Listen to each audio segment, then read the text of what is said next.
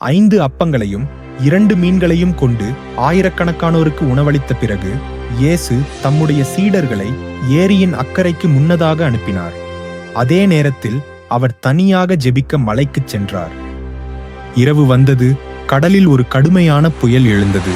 சீடர்கள் பயந்து சோர்வடைந்து காற்று மற்றும் அலைகளை எதிர்த்து போராடினர். திடீரென்று காற்று மற்றும் மூடுபனி வழியாக தண்ணீரில் ஒரு உருவம் நடப்பதைக் கண்டார்கள். பயந்து அவர்கள் கூச்சலிட்டனர், அது ஒரு பேய்.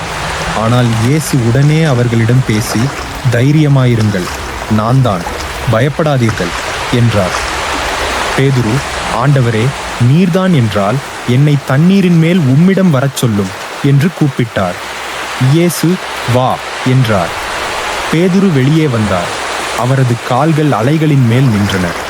ஆனால் பேதுரு காற்றையும் அலைகளையும் கண்டபோது அவன் இருதயம் பயத்தால் நிறைந்தது. அவன் மூழ்கத் தொடங்கினான்.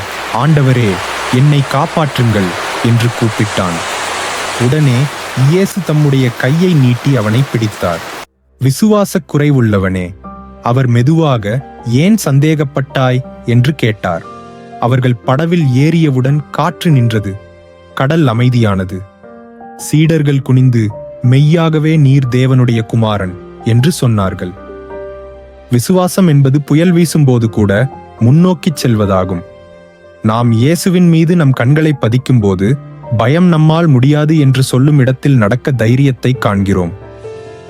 விசுவாசத்தோடு வெளியே வாருங்கள், உங்கள் கண்களை அவர் மீது வையுங்கள்.